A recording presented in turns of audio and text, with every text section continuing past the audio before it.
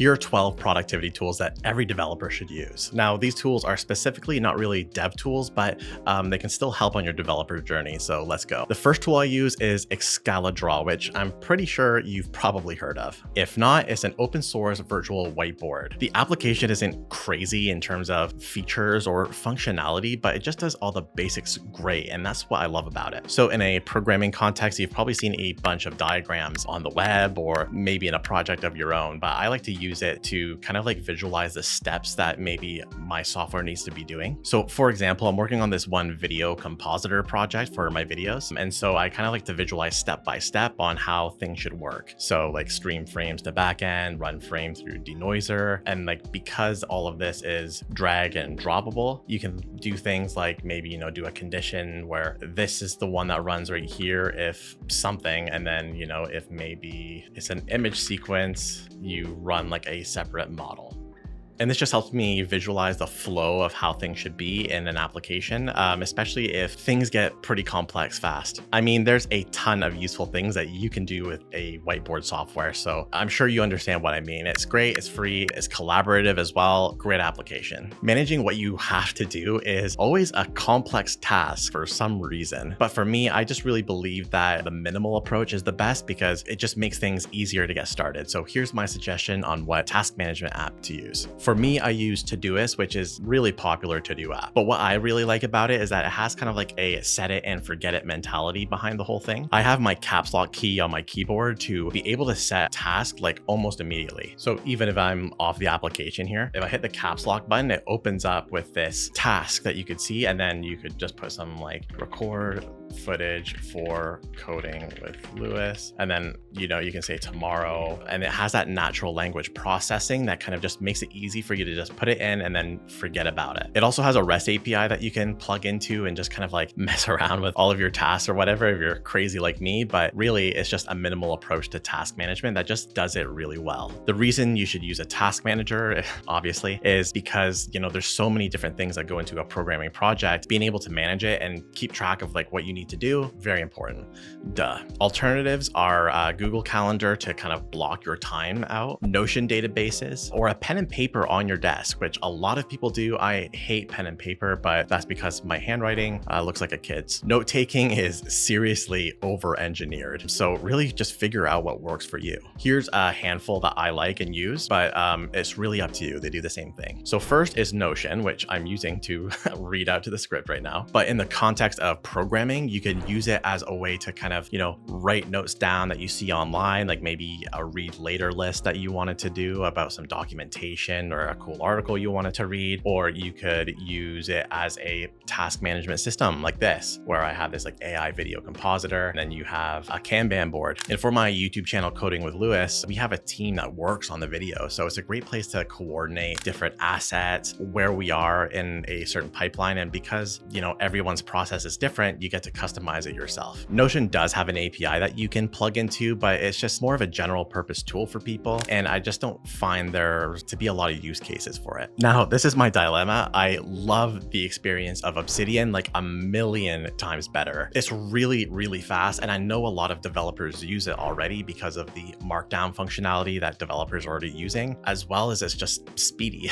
Like it opens up fast, you can write notes fast, etc. And I find that the developer ecosystem is much larger on Obsidian because of better developer support, I guess you could say, with the plugins, and you can really extend Obsidian like crazy. Now, a big part of Obsidian is the fact that you can like connect your notes together, so you can see it in this graph view. So if I was like, writing a note about something and I wanted to connect it to another note, I would be able to do that pretty easily and then see it in this graph view. But I mean, like, really, at the end of the day, this is just kind of a bit of fluff. Like, this is cool to see at first, but you'll never be looking at this view. Both Notion and Obsidian have databases, but Notion does it way, way, way better. Notion kind of designs their whole entire software around the database concept, while I feel like Obsidian put it in later, which doesn't work nearly as well. I'm also just way, way, way too chaotic for Obsidian because I can't organize everything. It just jumbles up into a mess, while Notion kind of makes it a little bit easier to organize. So that's why I use it, but both are just fantastic. All right, let's get this out of the way. AI tools. AI tools are extremely controversial, and a lot of developers really hate them. My buddy Elliot from Dreams of Code had a fantastic video about why he doesn't use GitHub Copilot, and I 100% agree with what he says. So make sure you check out that video. But for me, the most productive way I use AI when I'm doing a programming project is as a rubber duck rather than a code generator. If you're a fan of my other channel, then you know I love open source AI models that you can run on your own computer, which is why I use Ollama a lot, which is fantastic. You definitely need it. If you haven't heard about it, you basically get access to all of the most popular open source models and just run it directly on your computer. So, you know, the Llama 3.2, Gemma 2, Quen 2.5,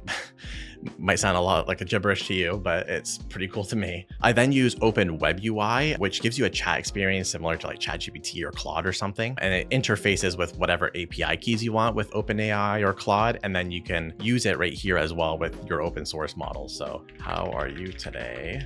Have you heard about Coding with Lewis? I think you might be referring to Coding with Lewis from the popular YouTube channel Code with Mike, formerly known as Coding with Josh, then briefly as Coding with Lewis. Interesting. I never knew that. For a lot of my projects, I've tried just using an AI code generator to like get me from 0% to 90%, but I just find that I struggle to debug everything afterwards. So I just like building it myself at the end of the day. Currently, Claude 3.5 Sonnet is the best for coding and really anything at this point. Another thing that is so simple yet so effective is a timer. The Pomodoro method of productivity, which you've definitely heard of, is 25 minutes of work followed by 5 minutes of break. Do this 4 times and take a long break after that and repeat the process until the day is done. Now, for me, I kind of adjust it because for programming, 25 minutes is not enough whatsoever. So I usually like to stretch this out to like 50 minutes and then 10 minutes of break. Now, there's some good tools online that you could use for free, like PalmoFocus, which is just right in your browser. But for me,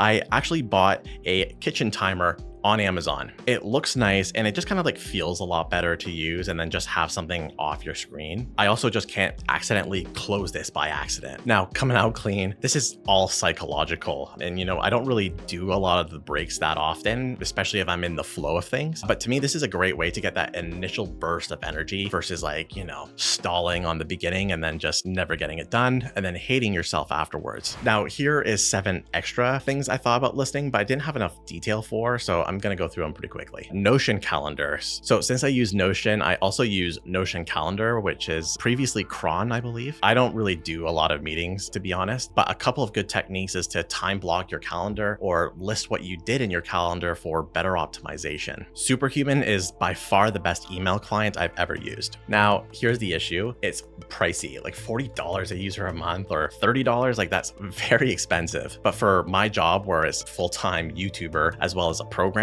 staying out of my email, I would pay for. I hate emails. And so this has just dramatically improved my productivity there. And where programmers kind of get the advantage with this is that everything is done with the keyboard and it's just a fast application. So you can clear your emails much faster while your fingers are still on your keyboard. It's honestly great. Raycast is a Spotlight/Windows search replacement, but here's the thing, it's for Mac only. It's really customizable and lets you go through common tasks or software in just a shortcut. And the community support is great too, so you'll often find workflows to manage your favorite software or do calculations or talk to AI, whatever it might be. But I'm just waiting for these dinguses to deploy on Windows already. Okay, this is a little bit more on the dev side, but it could be applicable anywhere. But so many times I've had to paste code to show someone, or I can easily have a link to it, or it could just be like text, you know, like a JSON text, whatever it might be. And with Pastebin, it's just such an easy experience because you can define the category, set a password if you need to, and then just create it. And it's all anonymous, so people can't judge me for my crappy code. Spotify. I mean,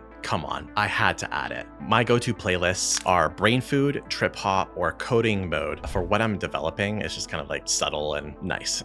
Now, most people that are on Hacker News are, they're definitely developers or like startup founders or something, but I find it to be a really good place for insights and latest news without it being too programmer focused. Very high on tech, but not on programming specifically. But a fair warning though, people like to complain on here a lot, like a lot. Screen dimming. Now, I used to use this app all the time back in the day called Flux, but now I think Mac and Windows both have it natively. Yeah, right here on Windows Nightlight. It makes the screen warmer by the end of the day so that your eyes aren't kind of, blasted with that bright light by the end of the day, so you can actually get some decent sleep. Some people get those like gamer glasses or whatever, but honestly, this works just as good, and it's free on your OS especially. Hopefully in this video, you got some insight on the different tools that you can use as a programmer to help you focus and just do better work. What productivity tool do you use to help you program that isn't a dev tool? Let me know in the comments. Peace out.